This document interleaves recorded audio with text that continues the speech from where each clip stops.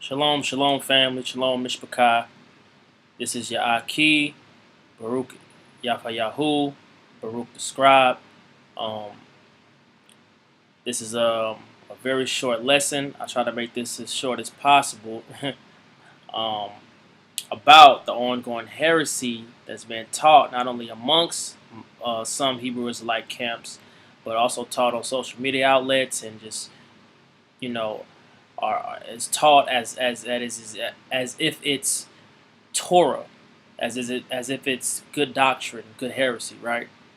And as you can see, the title it is all Torah observer lives matters.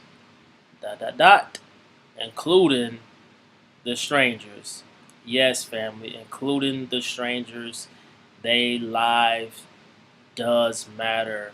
On the contrary to what is being taught amongst the brethren that's on the street corners and pretty much mostly the camps that is an offshoot or come from or a root or a branch from the one west camps. No shots or no shade to some of the brothers I personally know that subscribe or hold some of these camps in high regard, but I gotta put Torah first, right? So obviously the title gives away the theme, but I'll repeat again. The heresy is that Gentiles cannot and did not dwell with Israel and or observe the appointed feast days by Yah. Right? First point, and I'm going to tell you this. Torah is up for anyone to follow. In fact, it is Yah's perfect will that all nations serve him. And we will prove it further on in this lesson, family. All right? So even though it's always overlooked in the Torah, when you get into these little debates or you see the brothers teach this and you try to, shed some light, they always overlook this portion of Torah which is blatant in the scriptures, right? That it is against Torah to teach the abhorring or the hate against Torah guarding strangers or Gentiles or foreigners, those who want to come to our assemblies, learn, come under a Hebrew Israelite teacher and a brother and learn the doctrine, serve and pray to Yah, right? And serve Yah and believe on the Hamashiach, right? The Messiah. Some may know him as Jesus Christ, right? Yeshua. Okay? But it's very clear in Torah. There was Gentiles or strangers that joined themselves with Israel after they left Egypt. Not only that, they agreed with the covenant, its laws, statutes, and commandments, as well as the ordinance of the observance of the feast days. So first we're going to go to Exodus chapter 24, verses 1 through 8.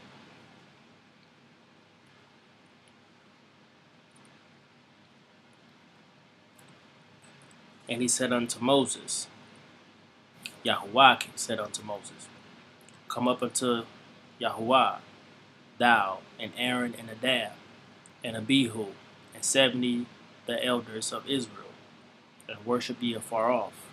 And Moses alone shall come near Yahuwah, but they shall not come nigh, neither shall the people go up with him. And Moses came and told the people all the words of Yahuwah, and all the judgments. And all the people answered with one voice and said, all the words which Yahuwah have said we will do. And Moses wrote all the words of Yahuwah, and rose up early in the morning, and built an altar under the hill, and 12 pillars, according to the 12 tribes of Israel. And he sent young men of the children of Israel, which offer burnt offerings and sacrifice peace offerings of oxen unto Yahuwah. And Moses took of the blood, and put it in the basins, and half of the blood he sprinkled on the altar. And he took the book of the covenant, and read in the audience of the people. And they said, all that Yahuwah have said we will do and be obedient. And Moses took the blood and sprinkled it on the people and said, Behold, the blood of the covenant, which Yahuwah hath made with you concerning all these words. Notice in verse 7 it says that he read it in the audience, and they said, All that Yahuwah have said we will do, and be obedient. Now, we're going to go to Exodus 12, and I'm going to show you, family, that the people that was in the midst of Israel, or there were a mixed multitude that was in the midst of Israel when Moses received the commandments and we agreed to the covenant. So all the people that the scripture is mentioning that said they will agree with the covenant, some of those people were of the mixed multitude family. And we're going to get more into it. But next, we're going to go to Exodus chapter 12.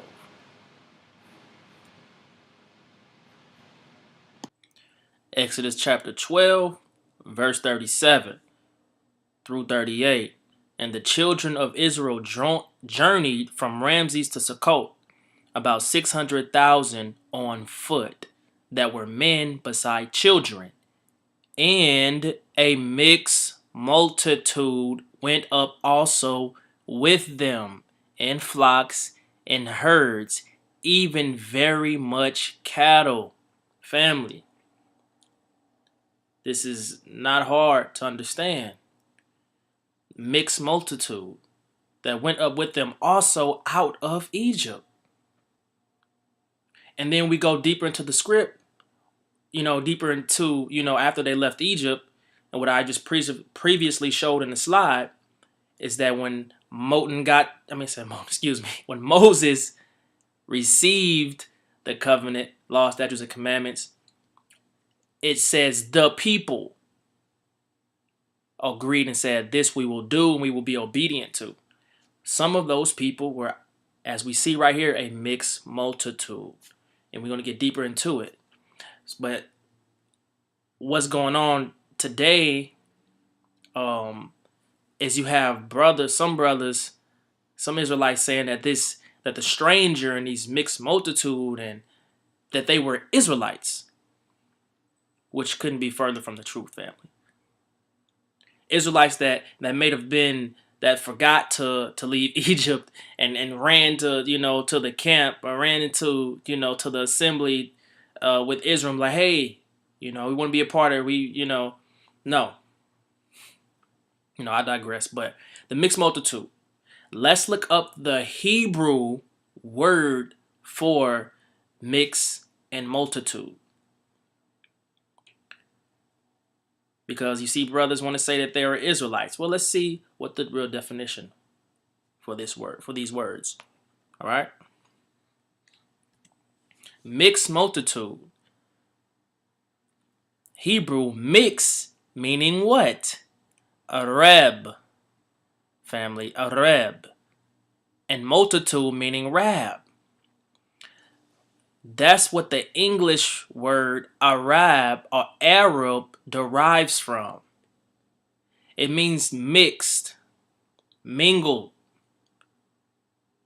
These foreigners mixed and mingled with Israel, whether it was through just joining them and following them, like the scripture just said, or actually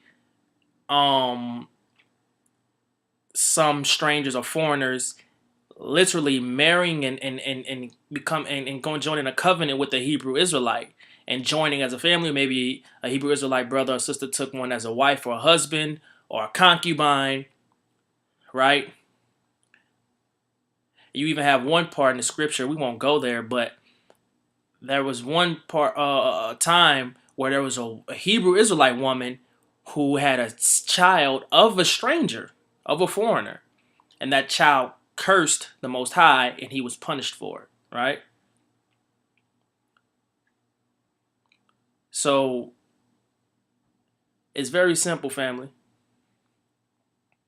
It's that simple, and it's in the script. It's in the script. And these same Gentiles, or these same strangers, not only they dwelt with us, right? Now we saw that in the scriptures that they dwelt with us, right? Not only that, but they were commanded to make the same offering as a bloodline Israelite and following the ordinance of observing the feast days, right? Making the same offerings, observing and being obedient to the same ordinance as us. In the script, in the Torah. So what are these brothers talking about? These guys talking about the stranger or the Gentile can't dwell with us on the Passover, right? Can't observe the Passover with us. Why are they in the assemblies? Why are they in the camps? It's ridiculous, family. It really is.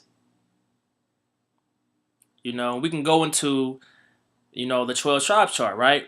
Where you have the same brothers that say you can't have a white man in your camp or in your assembly or observe the Passover. They have a Spanish man who pretty much has 80%, 70% of the same DNA as that white man.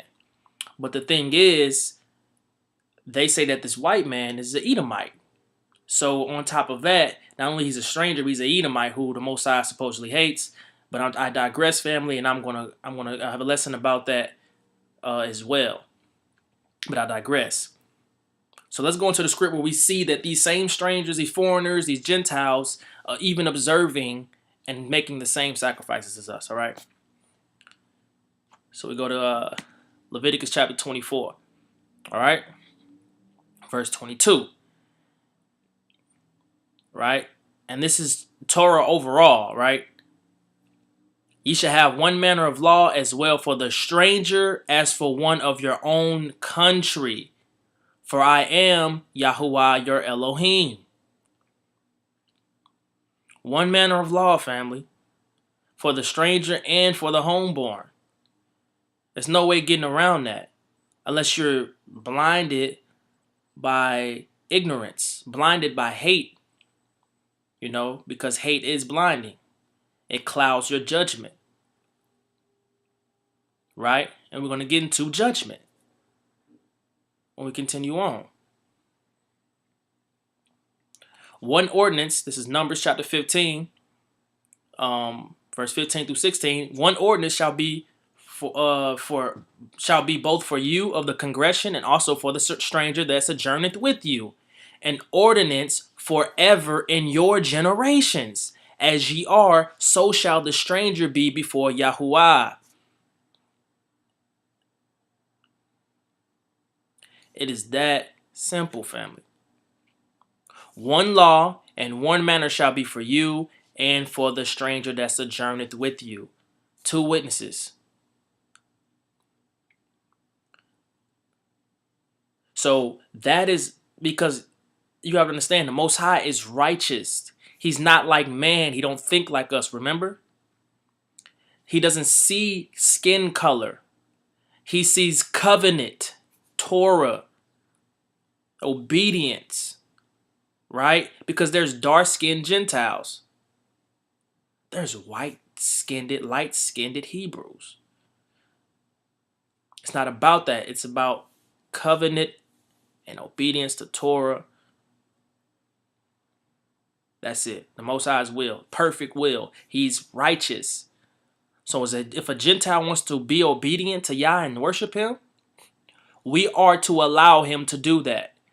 And if he wants to join the assembly, serve Yah, and understand the not only the ordinance, but understand the rulership, I should say, or the governance, right? Because Israel is a priesthood. We are kings and priests. So we do lead. We are a light to the Gentiles and to the world, all nations. They understand that. They know that they're under our rulership, per se, right? Not a wicked rulership, but a righteous one. We are the teachers, right? The priests, right? They come to worship Yah and serve, right? In humility and righteousness. We are servants of Yah.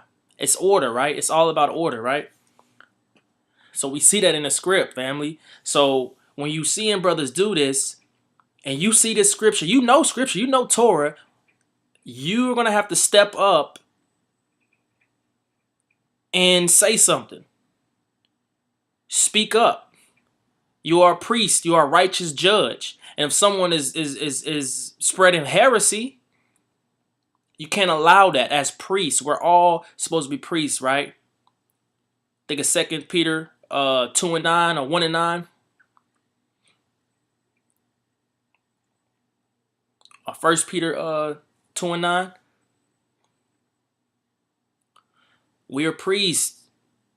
We bring forth the Torah. We're the light. And we see brothers teaching this heresy or this false doctrine.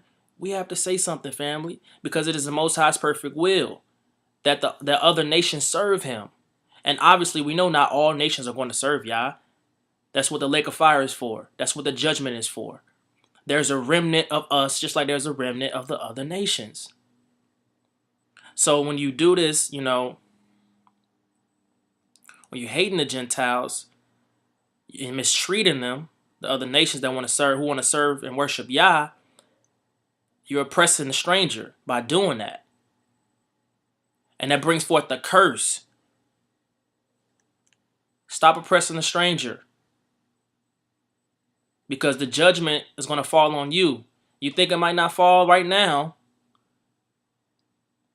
but it will. All right, Deuteronomy chapter 24 and 17. Thou shalt not pervert the judgment of the stranger, nor of the fatherless, nor take a widow's raiment to pledge. And we could talk about, there's brothers in some of these camps, we're not going to name any, but they not only pervert the judgment of the stranger, but of the fatherless, of the widow. Have you heard the women, the abuse on a lot of these sisters? I mean, it's all going on. And the funny thing is, it's same thing what Christ talks about. A rotten tree can't produce good fruit. We can see the trees, and we can see fruits hanging off that look like they've been, defiled, that look spoiled, rotten, worms all in it, insects eating it, right? We see the doctrine, the fruit of some of the trees, some of the brothers, the spirit from some of these brothers that teach to hate the Gentiles. So it's not surprising that they're not going to pervert the judgment of the stranger, they're going to pervert the judgment of the widows. Because you hear about them, you hear the cases of where sisters have been physically abused, verbally abused, treated like nothing, coming from the same people, the same wicked Israelites, right, that teach to abhor the stranger. So it's no secret, family. Those who have the Ruach, those who are led by the Ruach, we can see it. But those who are blind, those who have hate in their heart, those who do not guard Torah, they won't see it. And they'll think that you're taking up or you're loving the white man, or you know what I'm saying? That's craziness. We all know we hate this wicked government. We hate America, right? We abhor Babylon. We want to leave. We all want to be in the kingdom. Nobody wants to be here serving the white man in this captivity. Nobody wants to be in captivity. So it's a cop-out, right? And then you'll hate your own brother just because your brother want to follow Torah and, love the stranger. So let me continue. 19. Cursed be he that perverted the judgment of the stranger, the fatherless, and the widow, and all the people shall say, Emunah, or Amen. He doth execute the judgment of the fatherless and widow, and loveth the stranger, and giving him food and raiment. You have to understand, family. Y'all have to understand. And you have to look at the scripture from a spiritual, not only spiritual, but a historical context, family. This is not a religion. When you look at Egypt and you do your history on Egypt, right, and you understand that there were many nations in Egypt. I could show you pictures, right, of different men from different nations who they're all bowing down to Pharaoh. You have the Nubians, you have the Levant, the Canaanites, the Israelites, you have some Cushites bowing. They knew Egypt was a mighty kingdom. They were oppressive kingdom. They were just like what America is now today. So when you have other nations, they're getting the same treatment. Israel, we weren't just the only people. We were mighty. We were stronger than most, but we weren't the only people in Egypt that was serving. So same thing in America. We're not the most Israelites, obviously the minority, right? Quote unquote. We're going through hell here, right? We, working 9 to 5s. We busting our tail every day. We getting shot in the streets. But you also have Gentiles here that does not have it great, right? And that's that lower class or that lower middle class, right? And a lot of people don't, like to see what um what Straightway is doing, right? A lot of brews, and there's some good things from brews I hear, some bad things, but that's neither here or there. But you'll see that he has a lot of Gentiles in his assembly, right? But you have to see and understand, if you study and watch, you'll see who are the Gentile. Those are the remnant. Just like any other assemblies, and I don't want to keep naming off different assemblies and camps, but I see other assemblies that have Gentiles in there, and it's not just the lower class. But the point is that there are Gentiles that have the short end of the stick in America, just like there were Gentiles and strangers that had the short end of the stick in Egypt, who wants to serve a mighty Elohim, a mighty Melech, a mighty King, Melchim Hamashiach, who wants to serve righteousness, right? Serving righteousness, serve a righteous father. And that's why the Most High says he loved the stranger and the widow. He gives them food and raiment. There's brothers and sisters not only that's poor, that needs food and raiment. There are strangers and Gentiles that has a short end of the stick, that's facing the same type of inequalities, you want to say, in that regard. Obviously we know that we getting the worst. That's obvious. But there are Gentiles, strangers that it's not getting, that's not getting the blessings of America. And this is why they're cleaving onto us, because they know, they reading these scriptures, they're seeing the prophecies, and they want to dwell with us. They want to serve a mighty Elohim. They want to serve righteousness. And it's not just lower class Gentiles, right? It's not just lower class white folks. There's middle class too. We get the same case with Cornelius in Acts chapter 10. He was a mighty man. He was rich in substance. He paid his alms. So it's not just them, but you understand my point, family, right? It said, "Love ye therefore the stranger. Love ye therefore the stranger, for you were strangers in the land of Egypt." So we in Egypt going through what we was going through, right? And now we're coming out. We're back in connection with our mighty power. We're about to get the land of the promise, a kingdom. Because we was oppressed, we hated living there. Now you got strangers that was in the same predicament as us. Like, oh man, well, we want to dwell with you, and we're willing to serve you and your Elohim in righteousness. So, family, I'm saying, like, it's really really is it's hatred, it's bitterness.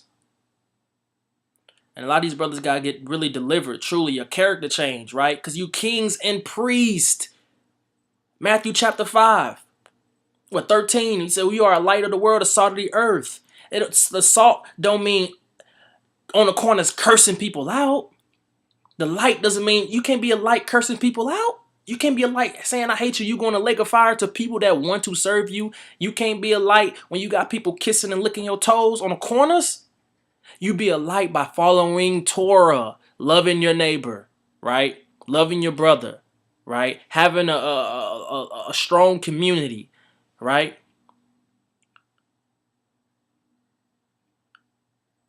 It's milk, family, the Big Ten. Come on now. Righteousness, that's the light. That's Torah. That's a Mashiach. Healing our people like a Mashiach did, and Gentiles seeing that.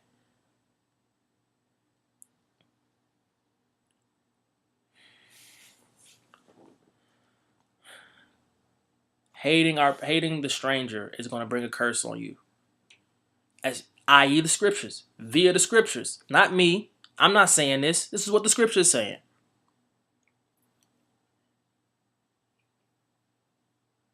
We got to let go. We got to be delivered. We got to let go of the bitterness, family. We just got to follow Torah. It frees you. Torah is freeing you. That bitterness and that hate is going to keep you in bondage. You're still in bondage. Think about it. You have to. It takes more energy to hate somebody than love them. But that's more. I digress, family. Let's move on. The strangers and the prayer of the strangers will be heard by Yah. Why? We're going to get into it. If the stranger wants to dwell with us, let him dwell. Wants to serve Yah, let him serve Yah and worship Yah. Let him pray. The stranger, when people say, oh, I'm going to the kingdom, no, the strangers ain't going, or the Gentiles, white man ain't going to make it to the kingdom, Chinese man ain't going to make it to the kingdom, all of them going to be in a lake of fire, all of them get destroyed. Who's going to serve Israel then? Right? Who's going to serve Israel? Israel going to be serving Israel? You have to understand this is the perfect will. This is the divine will. This is prophetic. This is prophecy. The strangers are supposed to cleave on to us. Ezekiel 37. And I should have these scriptures up. But you brothers know. Right? When the two sticks are joined together. Those who cleave on to Joseph and those who cleave on to Judah. The stranger will cleave on. The stranger that cleaves on to Joseph, and the stranger that cleaves on to Judah, as the two sticks come together. When the kingdom come, they're going to be other, and they're going to serve Israel, but in righteousness. In righteousness. Not the same as how we served here.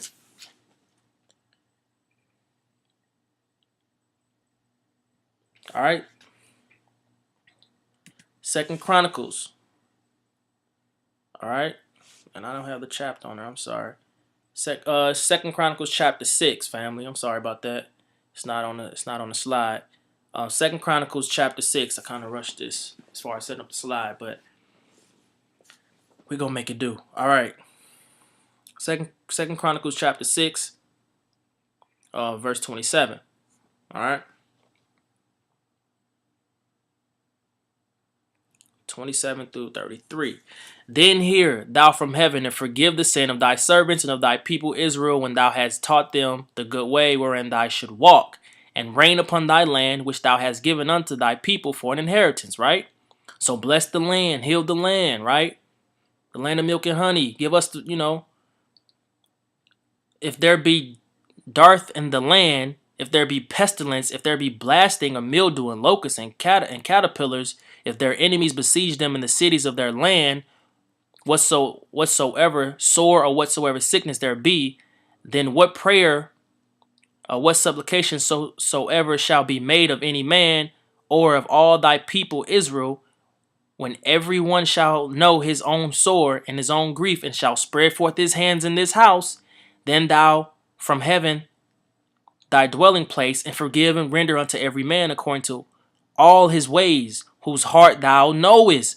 For what? Thou only knowest. For thou only knowest the hearts of the children of men. Right? Only the Most High knows the hearts of the children of men. You can't trust a stranger. Don't let them in your assembly. The Most High knows their heart. And he knows. And if you got discernment from the Ruach, which is the Most High, it belongs to the Most High. He's giving you his Ruach and his discernment.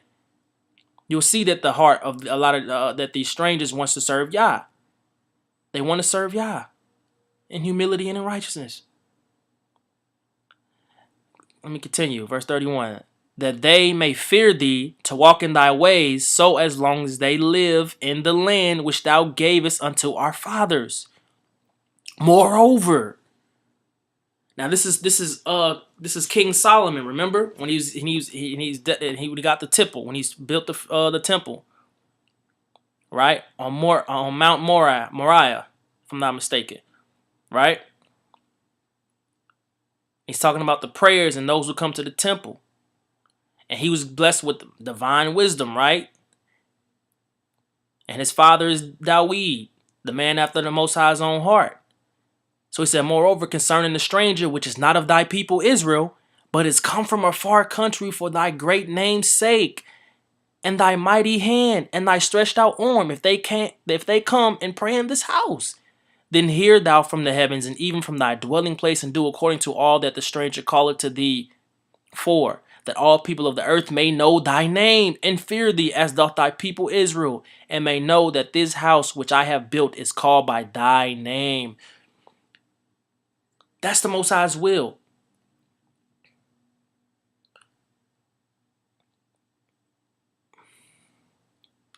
The stranger, when they come to this house, when they come to the assembly, when they want to come down and kneel to pray and pray to the Most High, and it says that whatever they do or whatever they ask for, right, the Most High hear it. Now, do you think that if a stranger say, "Oh, I want these Israelites to die, I want my own kingdom," right? Bring forth the curse on Israel. Do you think the Most High is going to hear their prayers? Do you even think that Solomon's referring to that? No, because he knows that, and it says it's in the script, right? It says that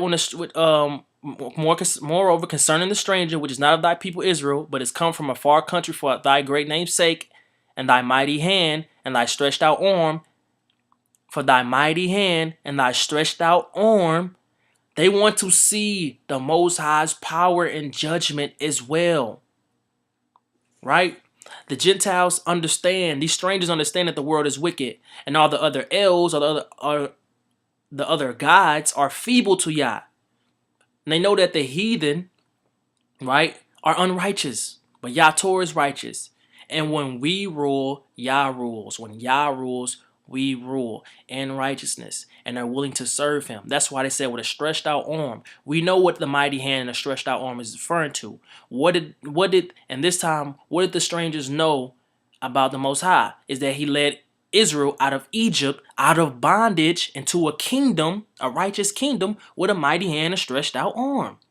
So the strangers that's coming with us, that's dwelling with us here in America, they want to see, and they praying that the Most High, with his mighty hand and stretched out arm, bring Israel and the grafted in stranger out of America with a mighty hand and stretched out arm to bring judgment, just like he did in Egypt, to bring judgment against America, Babylon, right?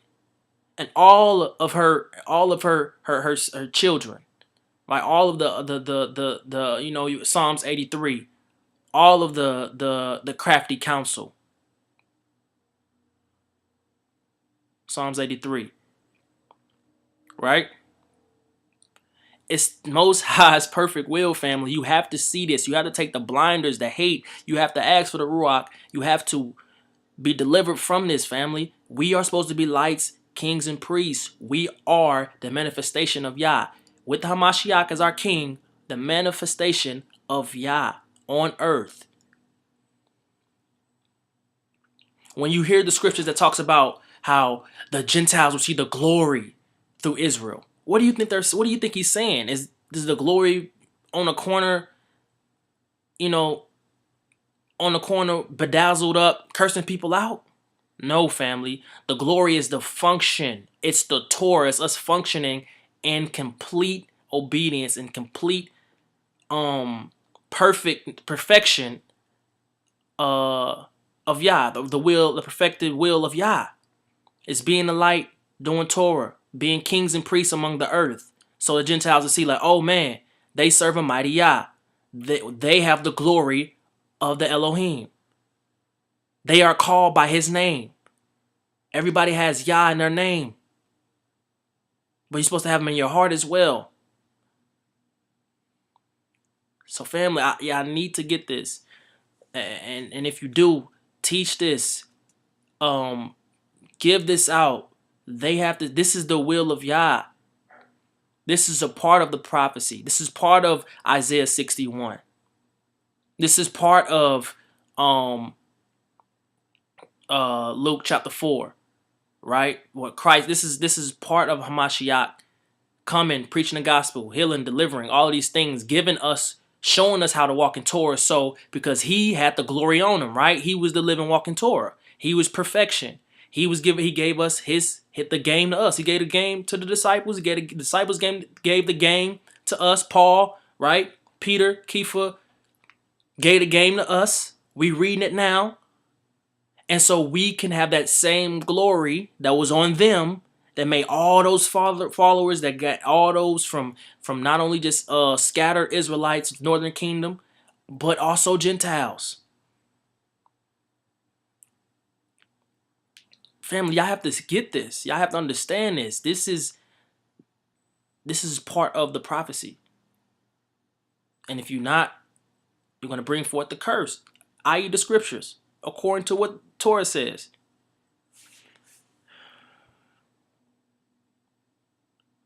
Isaiah 56. Thus saith the Lord, keep ye judgment and do justice, for my salvation is near to come. His salvation is near to come. What? We get in context here, family. And my righteousness to be revealed. His righteousness to be revealed and his salvation to come.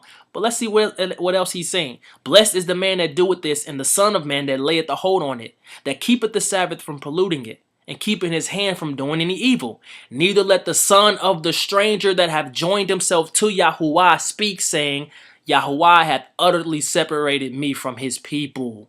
From his people? Son of the stranger that joined himself with his people? Neither let the eunuch say, behold, I am a dry tree.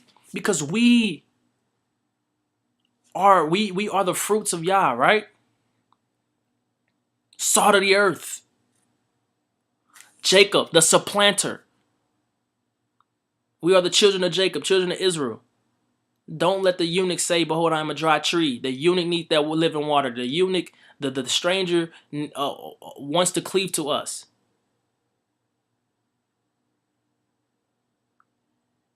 What did Cornelius do? He was baptized. What was the eunuch in Acts, I think chapter 7, family, that the Most High told Philip to go talk to after he got the revelation, after he got prophecy, he received the Ruach HaKodesh, he got the understanding, he got the water. Don't let him become a dry tree. Because now that eunuch that came back, that went back to Ethiopia, that was sent from the Queen of Sheba, what did he do? He established priesthood. He established and gave the gospel and the truth, and he's the reason for many Ethiopian brothers and sisters, and some that are the line of David, some of Judah, right? And established that whole situation that happened in Ethiopia. The revelation of Christ, of Mashiach, right? So don't let these strangers and these Gentiles, when they cleave to us, they're leaving their families and their culture. We know that is wicked, right? According to Torah. Some of their families going to come. Maybe not all of them, but then they are going to be the light into their families. Now, are they going out teaching Israel? No. But they can teach their own. They can teach their mother, their son, their sister, their brother, their aunt, their uncle. So you're interrupting you're causing your stumbling block, and that's hurting the truth. Well, it's not necessarily hurting it, because the Most High's will is going to be done, but you're all going to be a part of them tares, man. That just won't bow and follow Torah and the Mashiach and get swift, burned, cut, destroyed, according to Scripture, right? Excuse me. Sorry for that, fam. It's really that simple. This is the Most High's will. Let it be done. Be a light, the salt of the earth. Not a devil. Not an adversary, all right? No, I'm not demonizing nobody. This ain't what that is on this channel. It's truth. All right?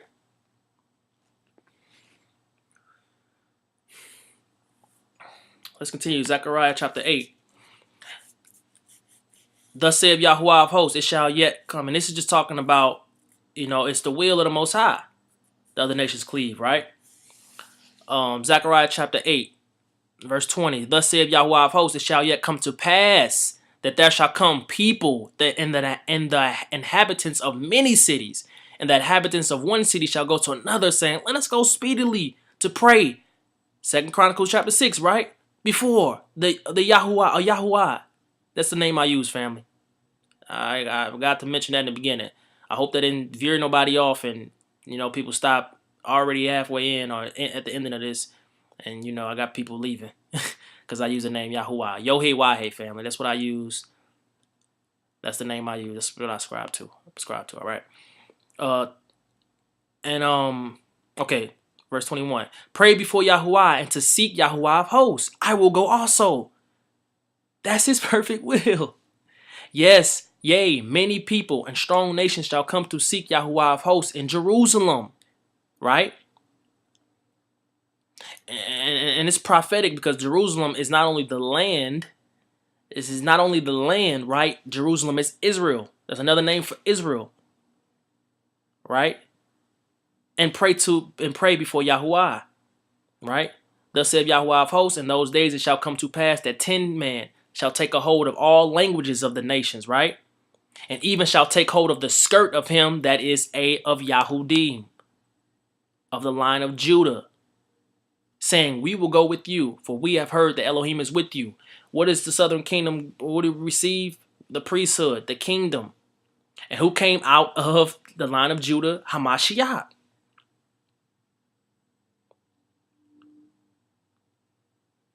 And what did that woman do? Cleave on to the fringes or the bottom of the skirt of Hamashiach to be healed. And no, was that woman a Gentile? But the point is that when Christ walked, we're supposed to walk as the same. Christ had the glory of Yah in him, on him. We are supposed to do the same. They're supposed to cleave on to us next. And we will go with you, for we have heard that Elohim is with you. His glory is on you.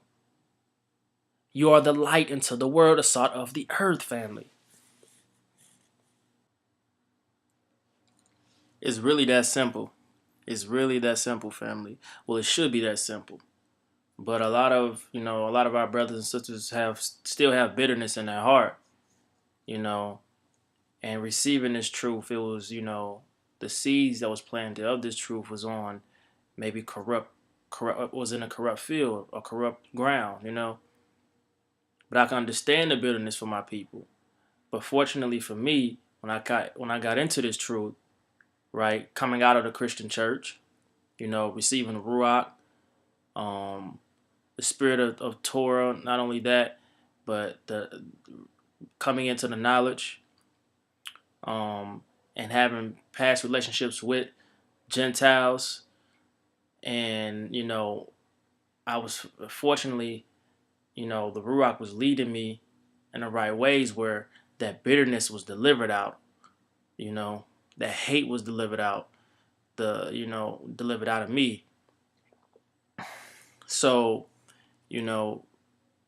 I received this truth on not on bitter grounds, not on a bad field per se. But don't get me wrong. Before I actually got into this truth, in high school I loved history, right? I was history buff, loved history. One of my favorite classes I took in high school, and I had my best grades in that class. So I know about the black man's plight. I know about our plight. I know about the oppression. I know about the racism, the Willie Lynch, the civil rights movement, so on and so forth. So on and so forth. So don't get me wrong. I still knew that the heathen is wicked. I understood that America was a very wicked and evil nation. I understood the wickedness and the deceit, the lies, the conspiracies that was behind the CIA and all of these things, right? But that still didn't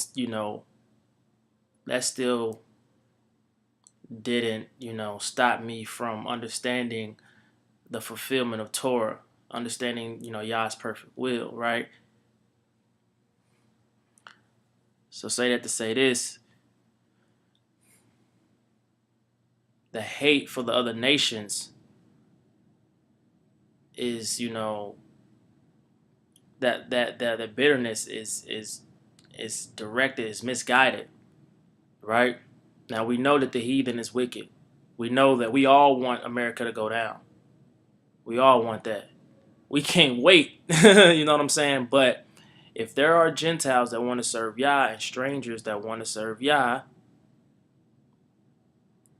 then let it be, because it's Yah's perfect will, And I'm concluding this lesson. But yes, let it be, because it's Yah's will. It's Torah, right?